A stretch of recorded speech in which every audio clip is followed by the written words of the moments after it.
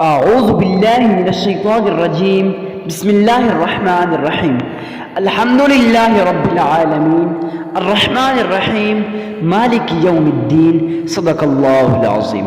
میں گواہی دیتا ہوں کہ اللہ ایک ہے اور وہی عبادت کے لائق ہے، اور وہ تمام مخلوق کا پالنے والا خالق، مالک اور رازق بھی ہے۔ میں اس بات کی گواہی دیتا ہوں کہ محمد مصطفیٰ احمد مجتبیٰ رسول عربی صلی اللہ علیہ وسلم اللہ رب العزت کے بندے اور آخری رسول ہیں اور خاتم النبیین بھی ہیں۔ ہم سب کا یہ عقیدہ ہے، بلکہ تمام امت مسلمہ کا یہ عقیدہ ہے، ان کے بعد کوئی اور نبی نہیں آنے والا، نبوت کا دروازہ ان پہ بند ہو چکا ہے۔ معزز سامعین کرام، آج ہم آپ کے سامنے ایک ایسا نایاب، پاورفل، مجرب اور آزمودہ وظیفہ لے کے حاضر ہوئے ہیں۔ یقین جانے کافی زیادہ لوگوں کے اصرار پہ یہ وظیفہ ہے۔ اکثر لوگ کمنٹ سیکشن میں پوچھتے ہیں، آپ بھی کمنٹ سیکشن پڑھ لیجئے، آپ بھی کمنٹ سیکشن میں پڑھ کے اللہ لکھ دیجئے، ثواب ہی ثواب ہوگا۔ اکثر لوگ پوچھتے ہیں، حضرت جی مصیبتوں کے اندر پھنسے ہوئے ہیں، تکالیف کے اندر پھنسے ہوئے ہیں، حضرت جی کوئی ایسا وظیفہ بتا دیجئے جس سے ہماری ساری ٹینشنیں، ہماری ساری مصیبتیں، ہماری ساری پریشانیاں جڑ سے ختم ہو جائیں۔ جی ہاں، ان لوگوں کے لیے آج کا یہ نایاب، یہ مجرب، یہ آزمودہ وظیفہ لے کے حاضر ہوا ہوں۔ اکثر لوگ کہتے ہیں نا، حضرت جی کاروبار ترقی نہیں کر رہا، کوئی کہتے ہیں حضرت جی مصیبتوں کے اندر مبتلا ہیں، پھر کوئی کہتے ہیں حضرت جی ہم پہ ایک سے ایک روز بروز کوئی نہ کوئی پریشانی ہی آ رہی ہے۔ ان کو بتانا چاہتا ہوں، خدارا آپ ان وظائف پہ اثر کریں، آپ ان وظائف پہ عمل کریں، انشاءاللہ پھر دیکھیں آپ کے وظائف کیسے اثر نہیں کرتے۔ کون کہتا ہے آپ کے وظائف اثر نہیں کرتے؟ آپ کو غلط فہمی ہو گئی ہے۔ اکثر لوگ آپ کو بھٹکائیں گے، کہیں گے بھائی وظائف اثر نہیں کرتے، لیکن ہم نے ان لوگوں کو نہیں ماننا۔ ہم لوگوں نے کن لوگوں کو کہنا ہے؟ جو لوگ یہ کہتے ہیں کہ بھائی وظائف اثر کرتے ہیں۔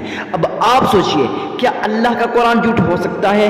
بالکل نہیں ہو سکتا، ہو ہی نہیں سکتا کہ اللہ کا قرآن جھوٹ ہو، کیونکہ آپ صلی اللہ علیہ وسلم نے فرمایا کہ جب بھی آپ کی مصیبت آئے، جب بھی آپ پہ کوئی ٹینشن آئے، جب بھی آپ کی کوئی بیماری ہے، بڑی سی بڑی بیماری ہو جو ڈاکٹروں نے لا علاج کر دی ہو، آپ لوگ قرآن اٹھائیں، قرآن مجید کو پڑھیں، وہ بیماری شفا ہو جائے گی۔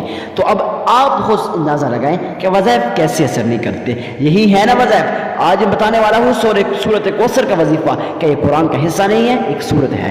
تو معزز سامعین کرام، خیر باتیں زیادہ نہیں کریں گے، چلتے ہیں آج کے عمل کی طرف۔ آپ لوگوں نے سب سے پہلے اللہ کے حضور صدقہ دے دینا ہے۔ صدقہ کیوں دینا ہے، کتنا دینا ہے، کس کو دینا ہے، تو بتا دیتا ہوں۔ آپ لوگوں نے صدقہ اللہ کے حضور کسی غریب، کسی مسکین، کسی عاجز، کسی فقیر اور کسی لاچار کو دینا ہے۔ اب اگلی بات غور کے ساتھ سن لیجئے، آپ لوگوں نے صدقہ کیوں دینا ہے؟ صدقہ دینے کے دو فوائد ہیں۔ صدقہ دینے سے نمبر ایک فائدہ یہ ہے کہ دنیا کے اندر کسی غریب کی مدد ہو جاتی ہے۔ اب اللہ نے آپ کو مال دیا ہے، اللہ تعالیٰ نے آپ کو رزق دیا ہے، آپ کیوں نہیں عطا کرتے؟ اب کیوں نہیں اللہ کی راہ میں دیتے؟ تو دیجئے۔ اللہ تعالیٰ ارشاد فرماتا ہے نا کہ جو شخص دنیا کے اندر کسی غریب مسلمان بھائی کی مدد کرتا ہے، یقین جانے میں اس کی مدد کرتا ہوں، اس کو غیب کے خزانوں سے رزق عطا کرتا ہوں، اس کو ایسی جگہ سے رزق عطا کرتا ہوں جہاں سے اس کا وہم و گمان بھی نہیں ہوتا۔ اب آپ کے ذہن میں بھی نہیں ہوگا ارے بھائی اتنا رزق آیا مگر کہاں سے آیا؟ آپ کی تکالیف، آپ کی مصیبتیں، پریشانیاں حل ہو گئی مگر کیسے ہوئی آپ کو نہیں پتا ہوگا۔ تو معزز سامعین کرام، اس لیے آپ لوگوں نے اللہ کے حضور صدقہ دینا ہے۔ اب صدقہ دینا تو ہے، مگر صدقہ کتنا دینا ہے، کس کو دینا ہے؟ معزز سامعین کرام، اس چیز کو غور کے ساتھ سمجھ لیجئے۔ آپ لوگوں نے صدقہ کسی غریب، کسی مسکین، کسی عاجز، کسی فقیر اور کسی لاچار کو دینا ہے۔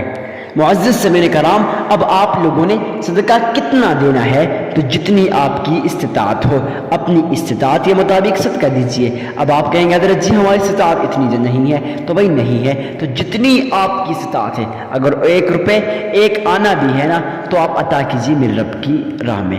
اب آپ لوگوں نے صدقہ دیتے وقت اس چیز کا خصوصاً اکثر لوگ خیال نہیں کرتے، لیکن آپ نے خیال کرنا ہے کہ بھائی صدقہ دیتے وقت اس چیز کا خیال کرنا ہے کہ آیا میرے سے کوئی غلطی تو نہیں ہوگی۔ غلطی سے مراد اکثر لوگ کہتے ہیں نا میں صدقہ دے رہا ہوں لوگ مجھے اللہ کا ولی کہیں گے، لوگ مجھے متقی کہیں گے، لوگ مجھے پرہیزگار کہیں گے، اسے صدقہ نہیں کہتے۔ یہ ریاکاری ہوتی ہے، دکھاوا ہوتا ہے۔ نہیں بھائی، آپ لوگوں نے ریاکاری کی نسبت سے، دکھاوے کی نسبت سے صدقہ نہیں دینا، بلکہ آپ لوگوں نے اللہ کے حضور اخلاص کے ساتھ اللہ کے لیے صدقہ دینا ہے۔ صدقہ دینے کے بعد آپ لوگوں نے اللہ کے حضور گھر کے کسی کونے میں بیٹھ جانا ہے، تنہا بیٹھ جانا ہے، جہاں آپ کا تعلق آپ کے رب کے ساتھ جڑ جائے۔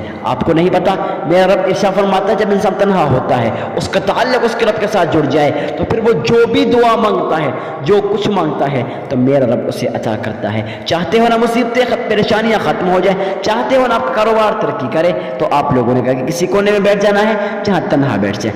اب تنہا بیٹھنے کے بعد اللہ کے حضور آپ لوگوں نے درود ابراہیمی کو پڑھنا ہے۔ اکثر لوگ پوچھتے ہیں حضرت جی درود ابراہیمی کو کتنی بار پڑھنا ہے، کہاں بیٹھ کے پڑھنا ہے، کیسے پڑھنا ہے؟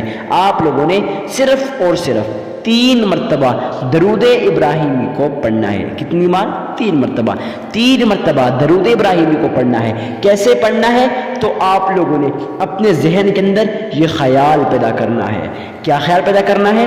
یہ خیال گویا آپ روضہ رسول کی جالیوں کے سامنے کھڑے ہو، محمد مصطفیٰ احمد مجتبیٰ رسول عربی صلی اللہ علیہ وسلم آپ کے درود ابراہیمی کو سن رہے ہیں۔ جب آپ لوگ اس طرح سے پڑھیں گے نا، یقین جانے پھر میرا رب آپ کو عطا کرے گا۔ اور دوسری بات یہ ہوگی کہ آپ سچے عشق کے ساتھ، محبت کے ساتھ، الفت کے ساتھ، عقیدت کے ساتھ درود ابراہیمی کو پڑھیے۔ اب کیسے پڑھنا ہے؟ اکثر یہ لوگ سوال کرتے ہیں نا حضرت ہمارا جو تلفظ ٹھیک نہیں ہے تو ہم کیسے پڑھیں؟ میں آپ کو ایک مرتبہ پڑھ کے بتا دیتا ہوں، آپ لوگوں نے اس کو سن لینا ہے۔ اللہم صلی علی محمد وعلی آل محمد كما صليت على إبراهيم وعلى آل إبراهيم إنك حميد مجيد اللهم بارك على محمد وعلى آل محمد كما باركت على إبراهيم وعلى آل إبراهيم إنك حميد مجيد۔ معزز سامعین کرام، آپ لوگوں نے اس طرح سے 3 مرتبہ درود ابراہیمی کو پڑھ لینا ہے۔ تلفظ ٹھیک ہے پڑھ لیں، ورنہ آپ ویڈیو کو پیچھے کر کے 3 مرتبہ سن بھی سکتے ہیں۔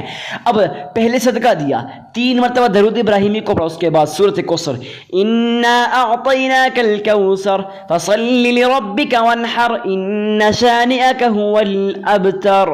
آپ لوگوں نے اللہ کے حضور اس سورۃ کوثر کو 33 مرتبہ پڑھ لینا ہے۔ اس کے بعد پھر 3 مرتبہ درود ابراہیمی کو پڑھ لینا ہے، آپ کا عمل مکمل ہو جائے گا۔ میں یقین کے ساتھ کہتا ہوں آپ کو یہ ویڈیو بہت ہی زیادہ پسند آئی ہوگی، لازمی پسند آئی ہوگی نا میرے بھائی، کیونکہ یہ جو ویڈیو ہے آپ کی زندگی کو بدل سکتی ہے، نصیب اور مقدر کے بند تالوں کو کھول سکتی ہے۔ اسی لیے اگر آپ چاہتے ہیں آپ کا وظیفہ قبول ہو تو صدقہ جاریہ سمجھ کر اس ویڈیو کو شیئر کرنا مت بھولیے گا، ویڈیو کو لائک کر کے چینل کو سبسکرائب کر دیجیے گا۔ ملتے ہیں نیکسٹ ویڈیو میں، اجازت دیجیے، تب تک کے لیے اللہ حافظ۔